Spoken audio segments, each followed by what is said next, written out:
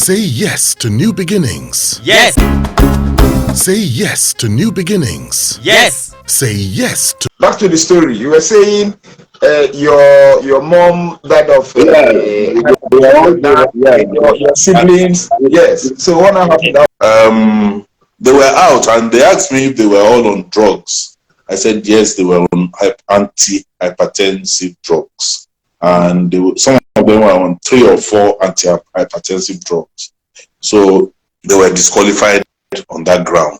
So my wife offered that she would love to donate her a kidney. She is also hypertensive. She's on 2 drugs, so she was also disqualified.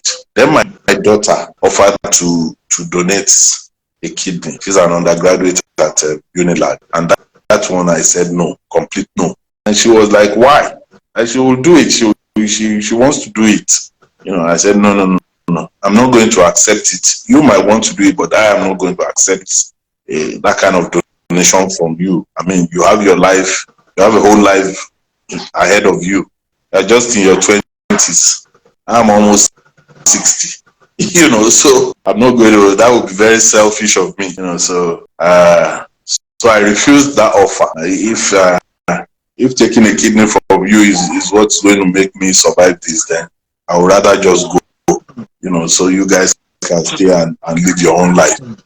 So but as fate would have it, someone spoke with this young man who was in faraway Cross River State about my situation, and he offered to help. I'd never met him in my life, but they gave me his phone number and they said I should call him, that some people have spoken with him about me, and that he's willing to help. He says he wants to save a life, and so I called him and we talked, and he said yes, although he's not met me, but he's heard so much about me and all that, and that he wants to do this to help. I said, okay, fine. I said, what about compensation? He said, no, he's not interested in compensation.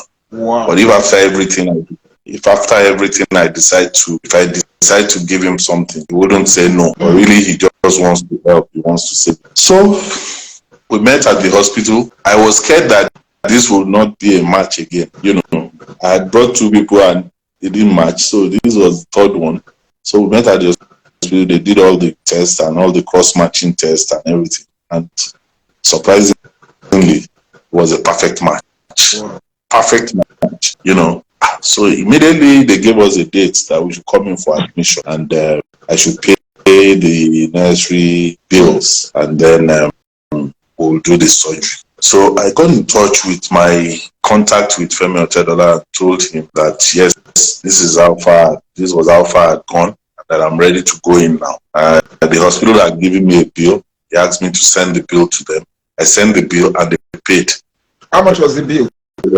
I paid everything. I think it was about 9 million. It was about 9 million. Yeah. That's apart from all the monies they had paid for my dialysis and all that. So all together, like how much do you think you would have spent? All together, I must have spent about 16-17 million. Wow. Yeah. That's a lot of money. Yes, okay. Yeah, because even when you are doing dialysis, you have to buy drugs. Okay. There were a lot of drugs going with the dialysis. A lot. Yeah, there were things being injected into your system, to keep you going, and all these things don't come cheap. So I must have spent close to 17 million. Okay. All right. So yeah, back to the story again at the hospital. At the hospital, we went in for the surgery. Just before we went in for the surgery, it wasn't just before.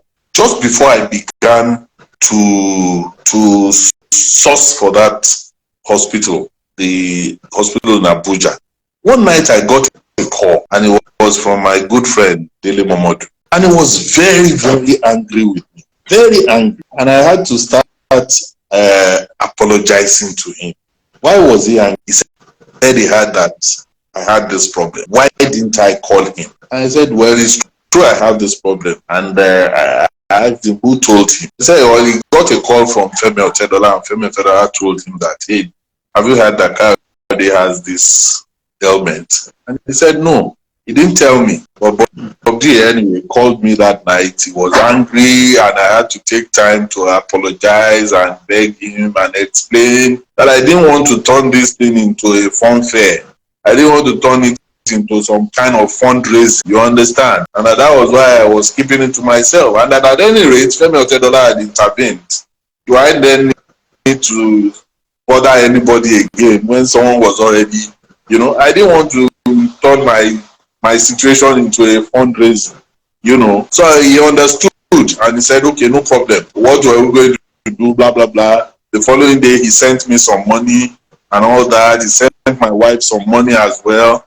Then when we got to the hospital, just a day before my surgery, some tests were conducted and they said I needed to do something called plasmapheresis, that I needed to do one session of plasmapheresis. And I said, what's that for? They explained it. I didn't understand all the medical jargons, something about antibodies and all that had accumulated. They needed to take them out before the surgery, and that if I didn't do that, they wouldn't do the surgery. I said, okay, how much is a session of plasmapheresis? So they told me. Let me share a secret with you, Azu. I had about 4-point-something million naira in my own personal account at that point in time, but I didn't want to touch it because I had handed over my ATM cards and everything to my wife. I was going for the surgery. I'd given her all my passwords, and I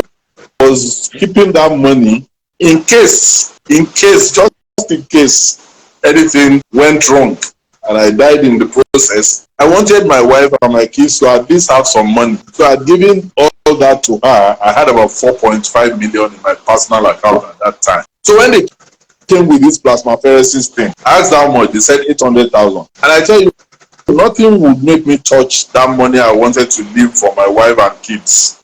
So I said 800,000, and I have to do this before going in for surgery tomorrow. They said yes. So I didn't want to call Femi Otedola again to ask for more money. He had done so much. So I said, well, who do I reach out to now? So I picked up the phone and called Dele Momodu. It was the only person that came to my mind. And he picked up the phone immediately. I said, Kayode, what's happening? How is it going? Because he knew I was in the hospital. I said, no, I've not done the surgery, but this is what came up. They want me to do this test before, and it's going to cost this much.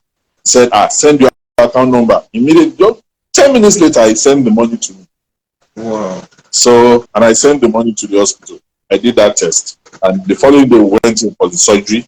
The way it's done is a twin operating theater. They put the donor in one, they put you in the other one. The two theaters are side by side.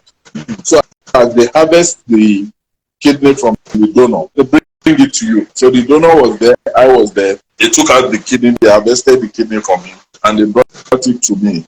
They asked me if I wanted to be put to sleep or if I wanted to be awake. I told them I wanted to be awake. Wow.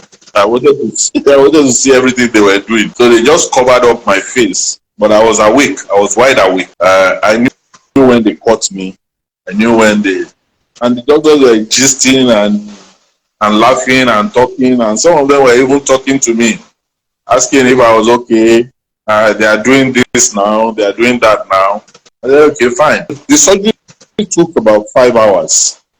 I think about 2 hours into the surgery or thereabout, I dozed off. I slept off. So when I woke up again, they were about 30 minutes to the end of the surgery. So I had them saying, oh, Mr. Ajala, you are awake. I said, yes. They said, oh, we're almost through now. We're almost through. You're doing very well and all that. But something happened in that theater. Normally when they put in the new kidney, I think they need to do a few things to kickstart it for it to start functioning.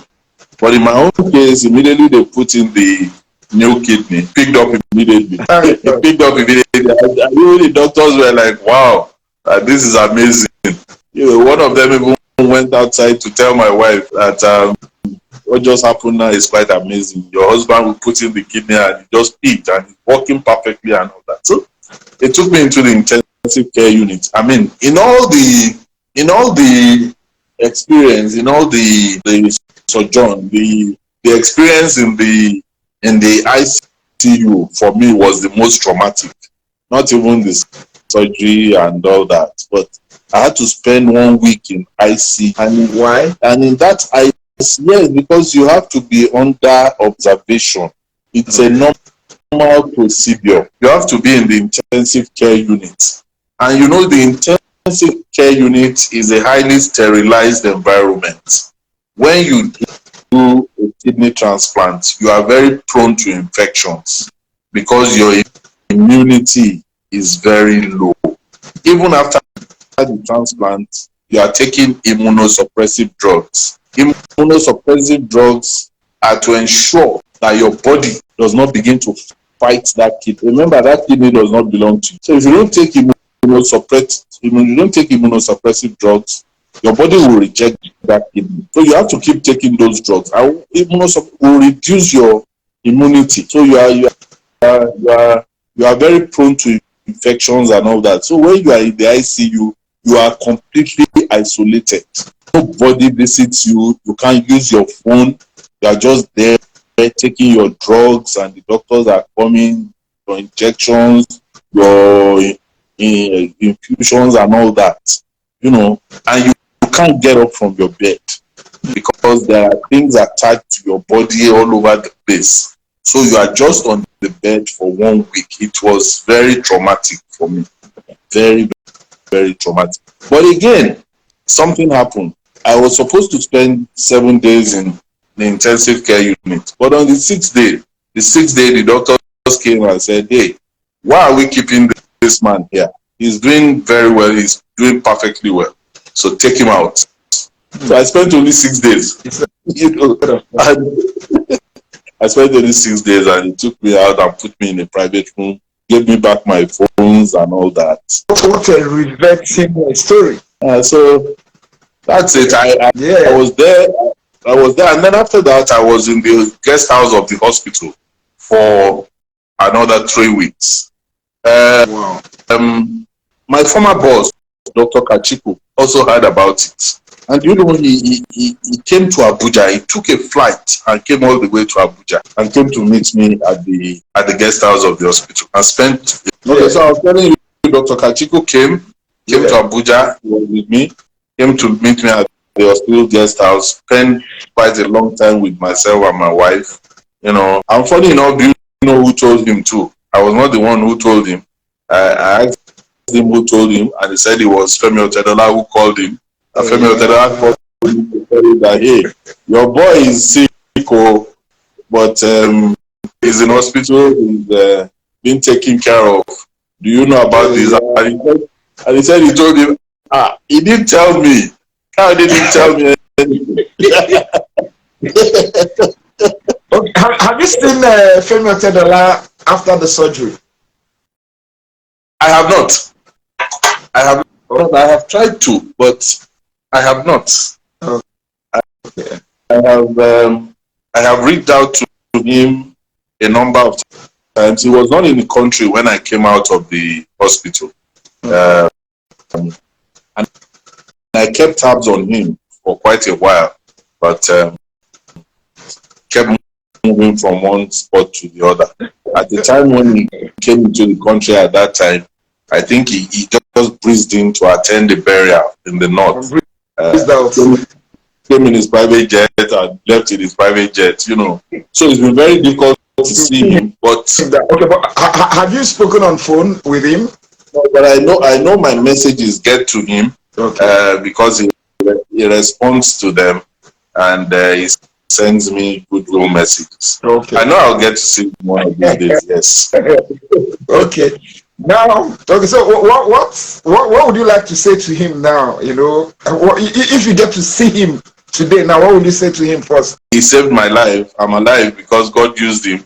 He allowed God to use him.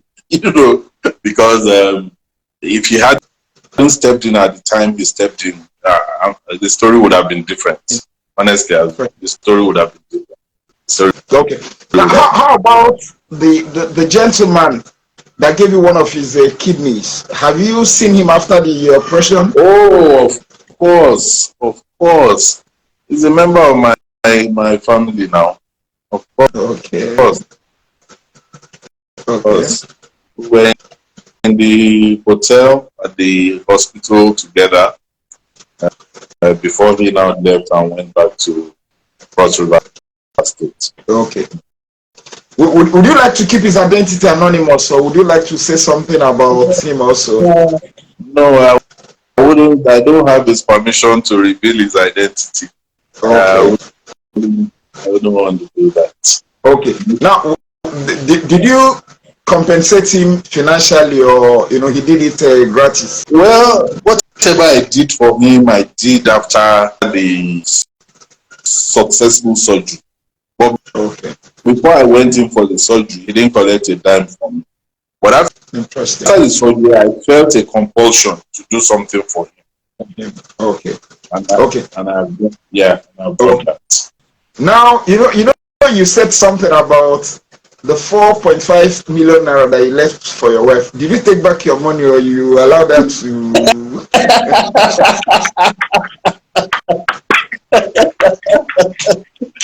Oh, of course. Now I took back. Normally, my wife and I, we run the same.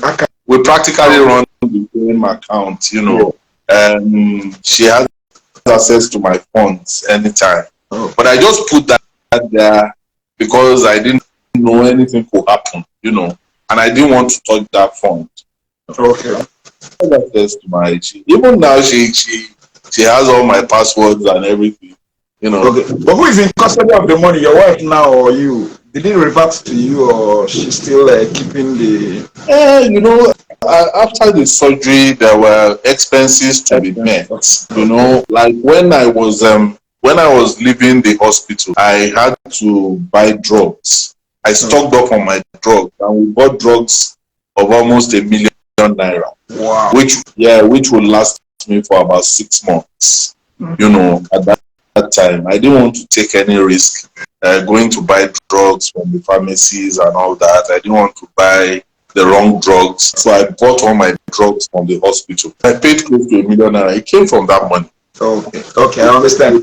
So post operation, how has it been? How has life been? Fantastic. Fantastic. For a lot of people, I must tell you, who go through this process, most challenging time is post-transplant. A lot of people who get into trouble after they have gone through a successful transplant, and a lot of them die. Even in my batch, there were about 13 of us or thereabout who went in for surgery in my batch, and we lost 2 people. The 2 people we lost did not die in the hospital. In fact, one of them, I left the guest house with him. I came back to Lagos and he went back to Benin, but he died.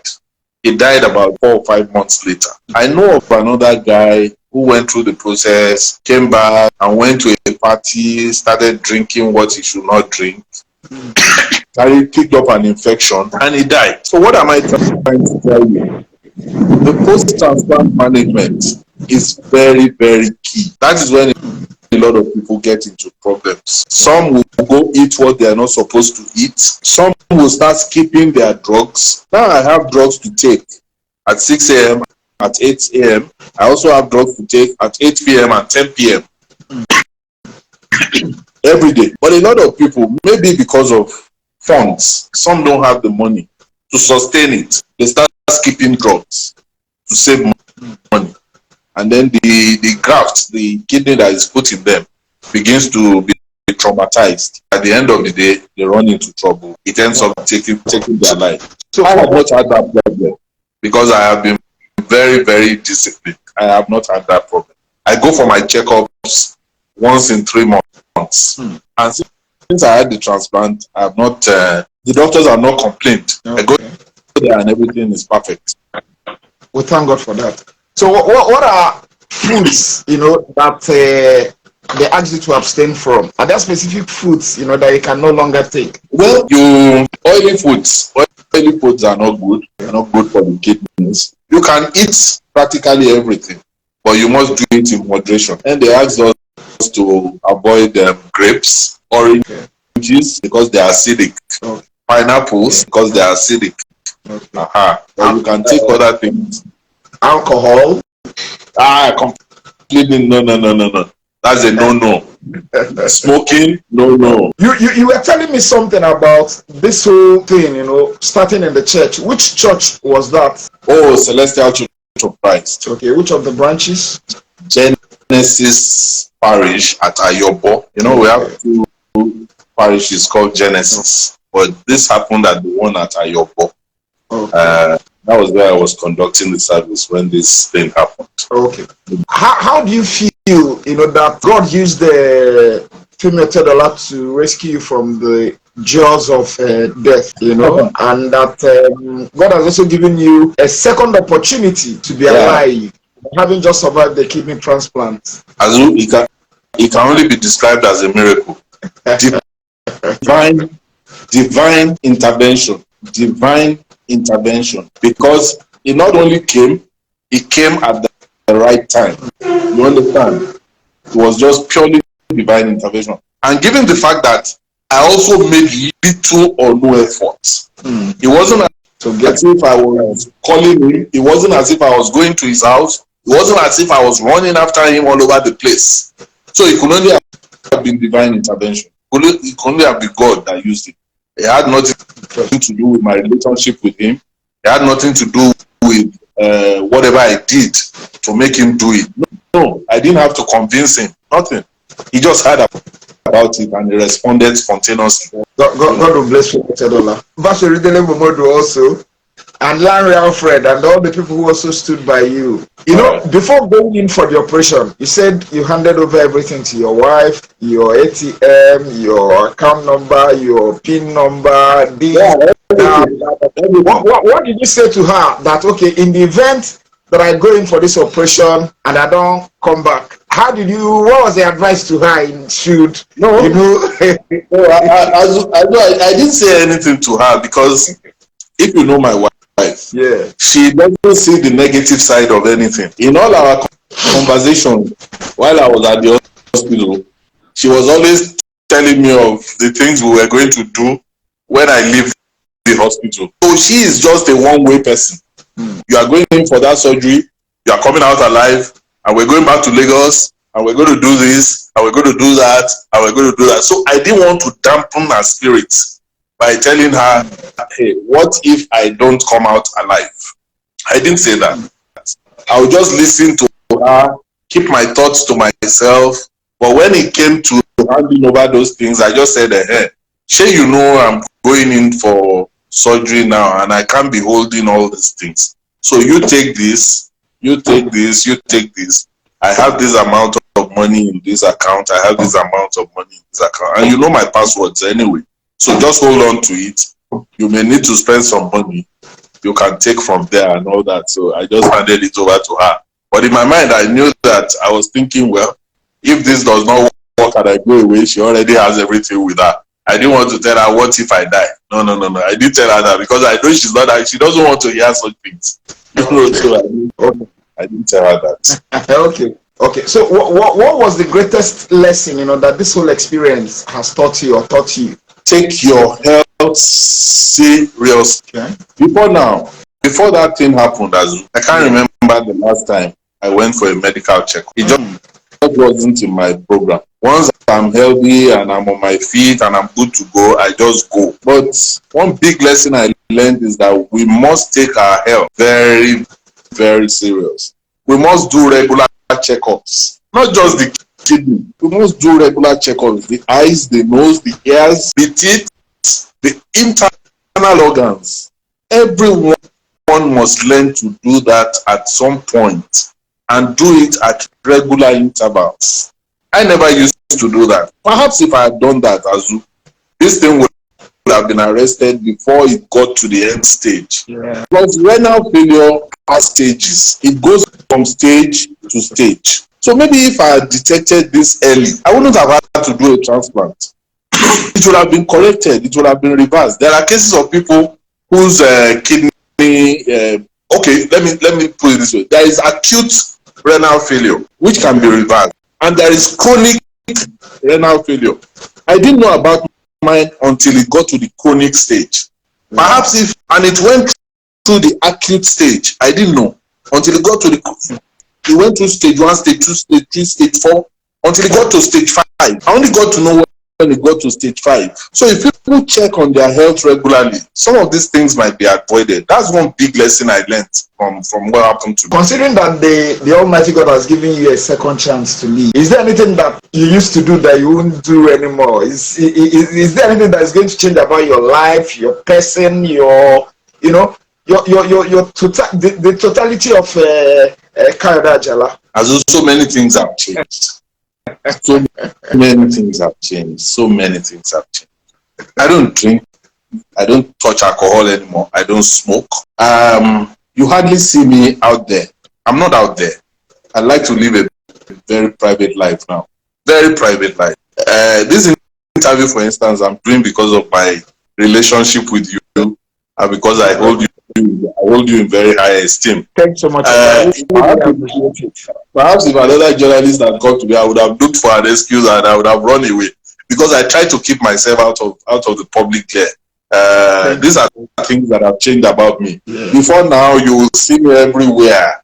A lot of people asked. Someone ran into me someday and said, "Are you still? I thought you had left Nigeria." I said, "No, I'm here. I'm in my house. I'm doing my thing very privately, and I'm enjoying every bit of it. I like the privacy. I like the quietness of the life I'm living now. Of course, that is not to say I don't reach out to my friends and all that. I still do, but I'm not the social animal that I used to be. That has also